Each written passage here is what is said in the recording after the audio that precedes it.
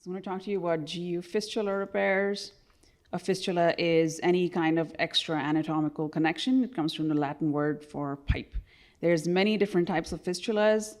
I just like to separate this out as lower tract, upper urinary tract. In the lower urinary tract, you can think of front of the bladder, back of the bladder.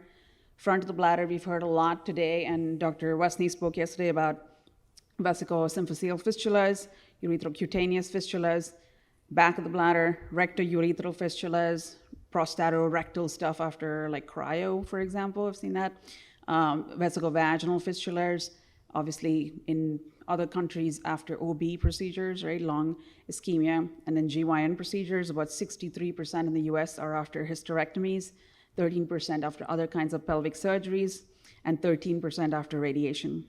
Colovesical procedures, fistulas, about 75 to 80% are iatrogenic, and you can also have them from radiation and inflammation.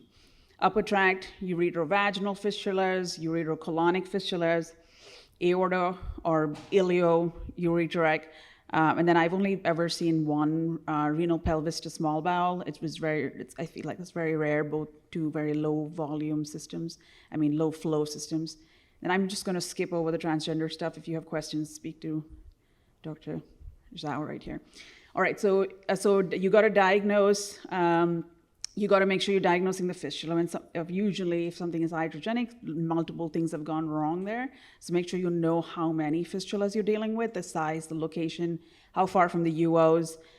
Doing a pelvic exam, with or without a speculum.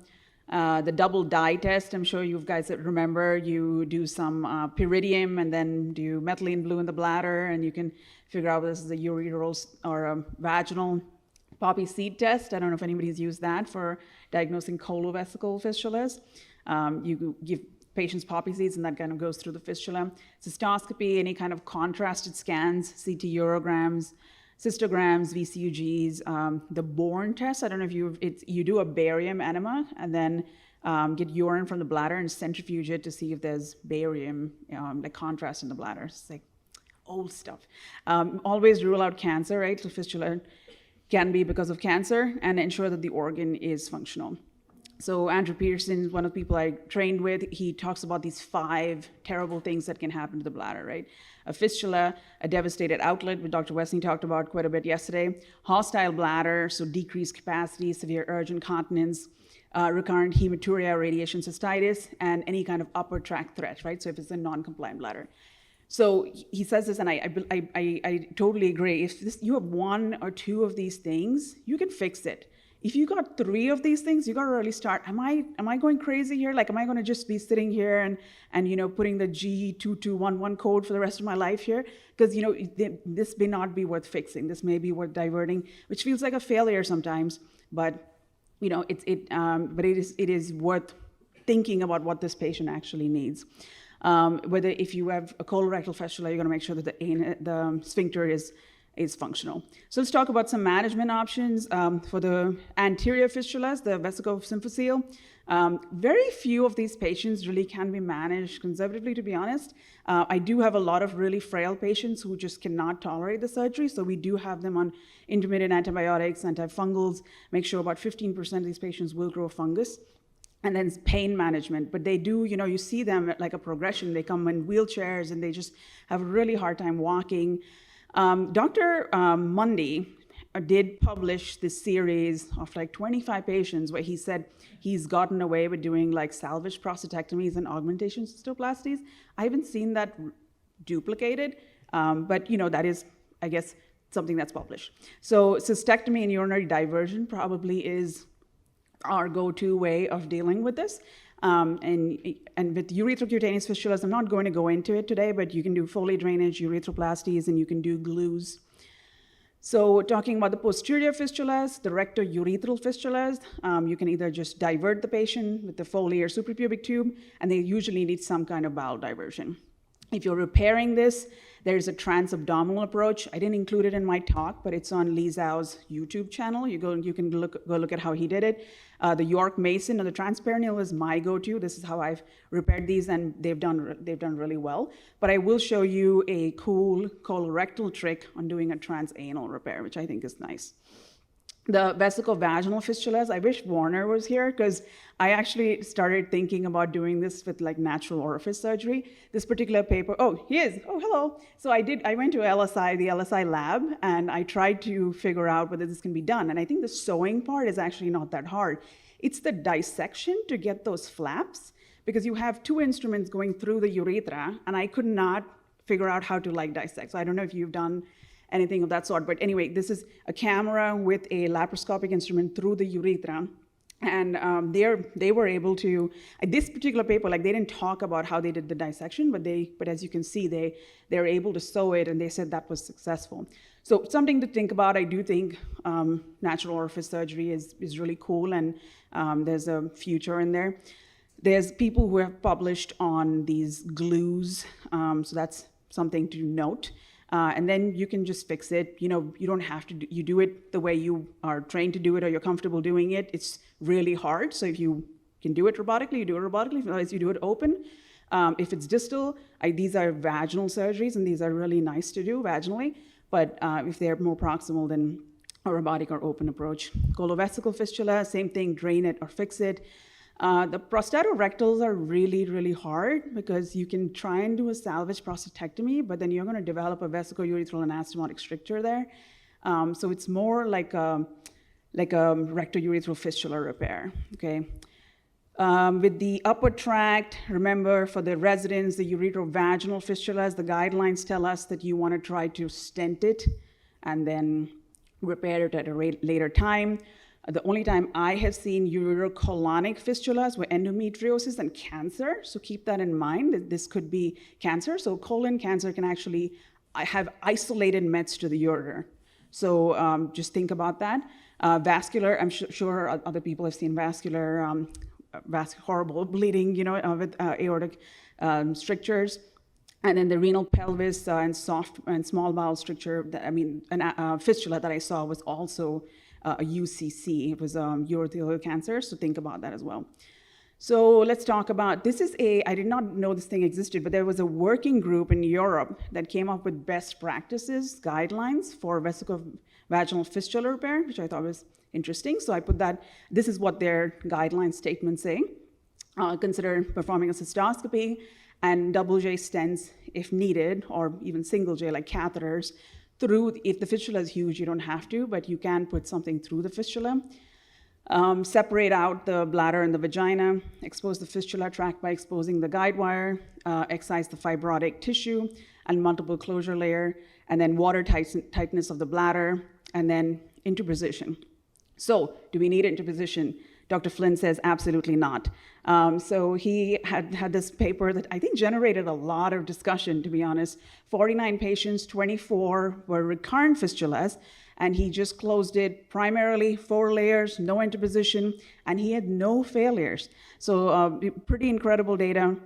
But I am not Dr. Flynn.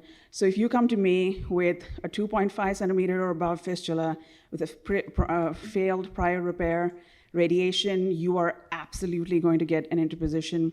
You can either have flaps or grafts. A flap maintains its own blood supply. Grafts rely on the host's blood supply. I'm not going to say the word imbibition and inoculation. I feel like everybody said that today, so I'm just going to skip that. But so there's tons of options, right? The flaps always do better, but they're more morbid. You can use different types of flaps, and I'll show you a few. So this is one with an omental flap. You're harvesting the omental flap, just think about the fact that we might need a omental flap in the future, because, you know, so I always try to do it on a J, like try to do one side of the omentum, and just make sure it's adequately mobilized. Don't use all the momentum. If you can spare some momentum, because I'm sure all of you have been in situations where you wish you had momentum and there wasn't.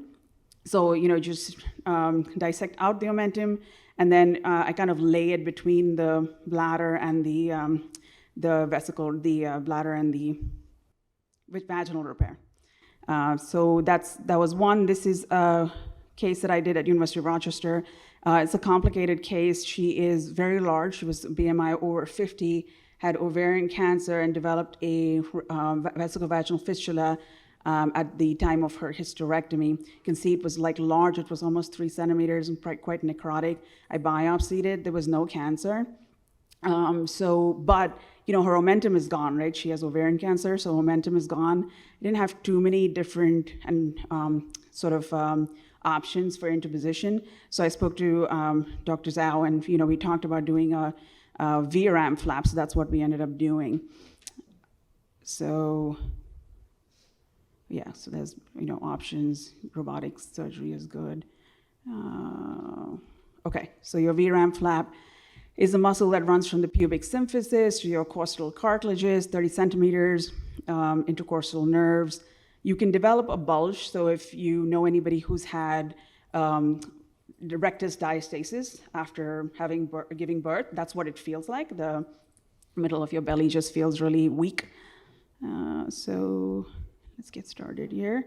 So just standard pelvic port placement, extremely fibrotic, nasty dissection.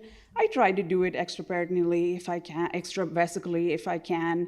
If I can't, I will open the bladder, but I try not to. So that's the bladder defect, and that's the vaginal defect. Just trying to create those bladder flaps and the vaginal flaps. Really fibrotic, like nasty, tissues, obviously because there's been bathed in urine, right? I, again, put a little piece and I send it for pathology just because these cancer patients can always fool you. It was negative. There was no cancer at this point.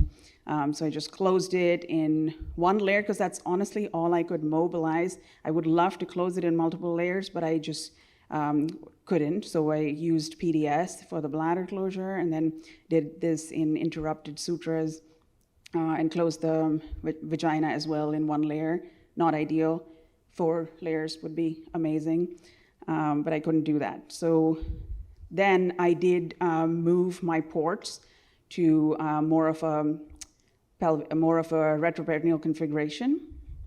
So, okay, so that's the bladder closure on top, that's the vaginal closure on the bottom, right? And then, yeah, so I put some stay sutras in to tack the VRAM between those 2 closures. Okay, so that's just a PDS that's going to hang there. And then the VRAM, so I did, okay, yeah, so the configuration for the VRAM is more like a retroperitoneal configuration. Then I actually used a 30 upscope, and we turned it upside down. And then we opened up the posterior sheath right here, all the way up to the costal cartilage.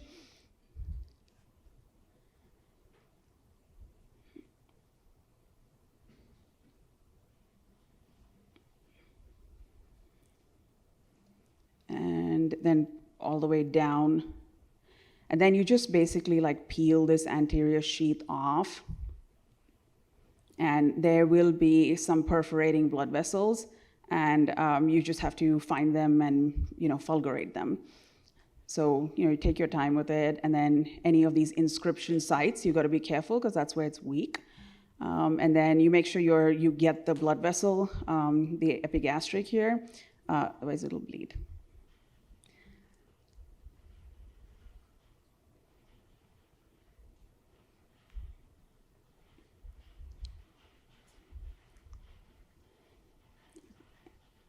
Kind of dissect it down.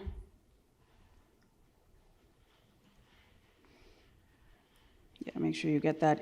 So it's relying on the inferior epigastric. I got the superior epigastric earlier, right, with the vessel sealer, and then you just kind of ligate any kind of blood vessels that are kind of coming through.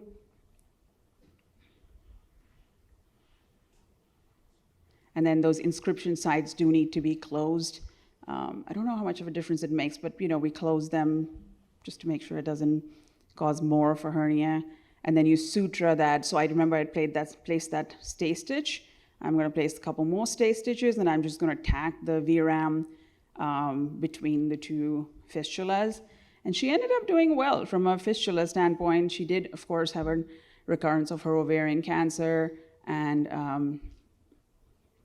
that's how it usually goes with these patients. But she was 30-something, and I thought it was worth it to kind of pause her therapy to get this done so she could travel. So, Yeah, the VRAM is very bulky. If you don't have to use VRAM, it's not ideal, but it's extremely bulky, so it's a really robust flap, but it's sometimes hard to just kind of maneuver around it. So we did all that, we tacked it down, put some other sutras just to make sure it doesn't kind of move around too much, stays in place. And that's it. She did well. Okay, what's this? That's the same one. So another group at University of Rochester has described using sigmoid epicloica. That's another option. I don't know that it's super robust, so you just have to think about how much and where you can use. So the Mayo group did describe this TAMS procedure, which is a transanal procedure, but the colorectal group here, this is a group from Florida, was the first one to ever describe it in 2014. So I'm showing you their outlook. So this is a transurethral, and they're also showing you a transanal procedure with for rectovaginal fistulas and rectourethral fistulas. This is how they dock the robot with like a hand port that you use, and it's a transanal procedure. So the patient is in the jackknife prone position, and this is the first rectovaginal fistula. So they are able to dissect that out.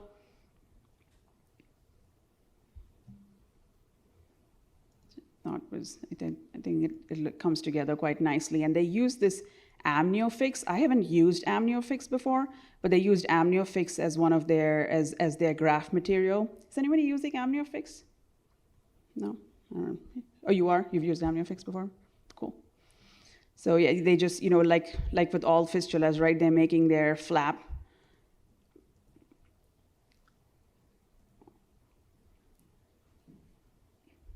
And they close the flap with V-lock suture. And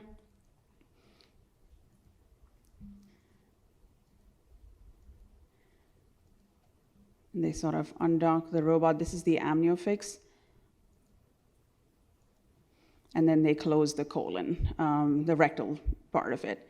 And then this rectourethral fistula, I think it's kind of bold because it's post-cryo, which, those make me nervous. So again, this is the colonic portion of it.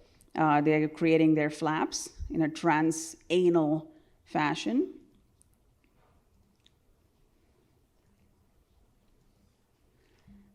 Making your flaps on both sides.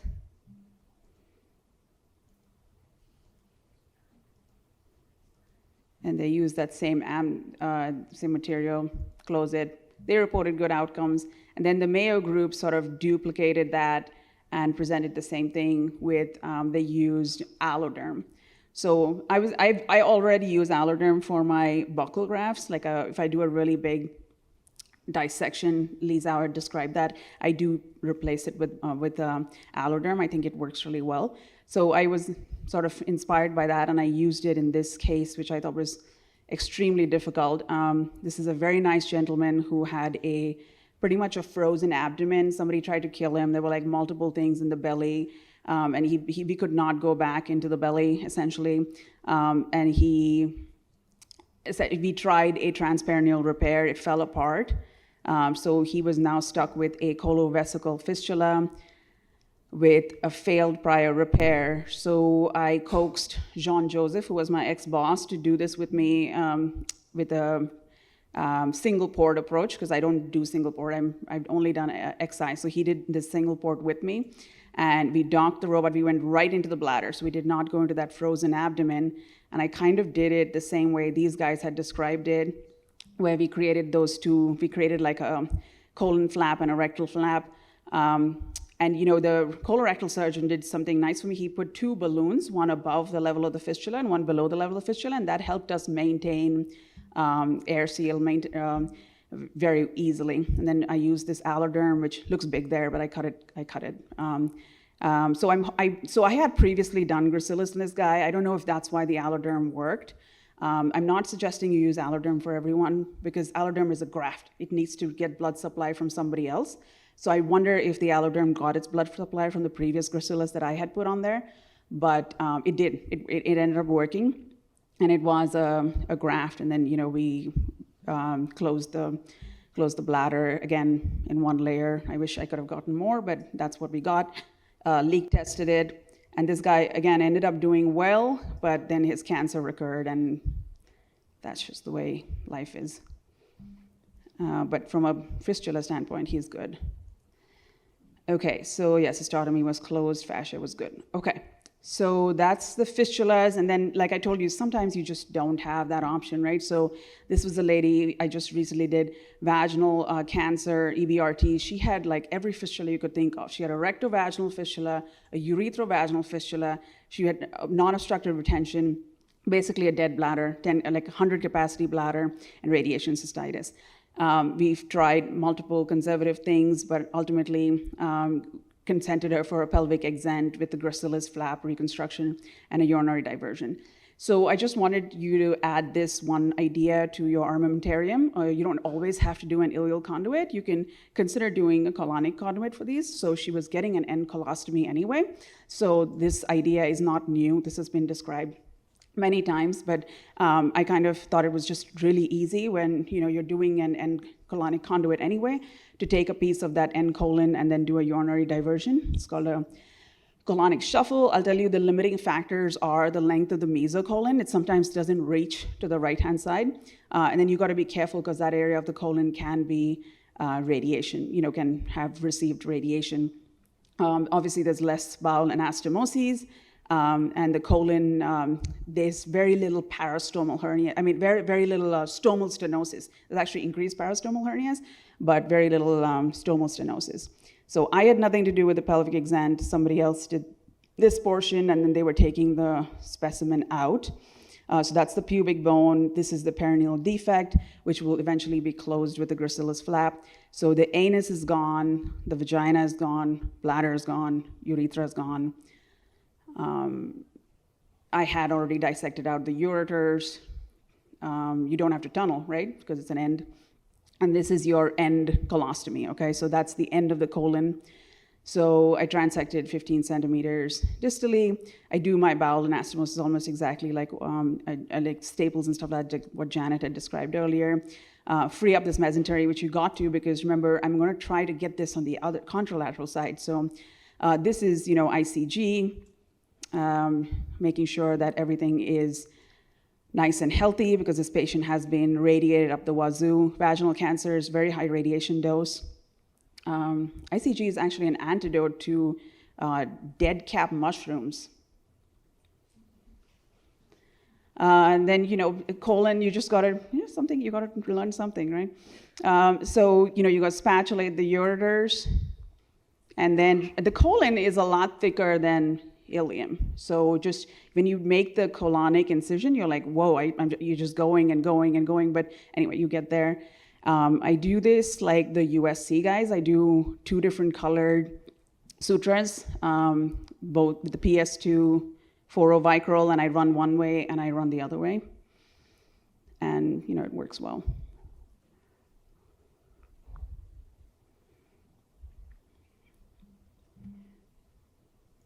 And then, yes, shame on me, I did do a stent because it's, radiated, it's a colonic conduit. I just didn't want to, but something to think about, whether we really do need stents for these cases, I don't know.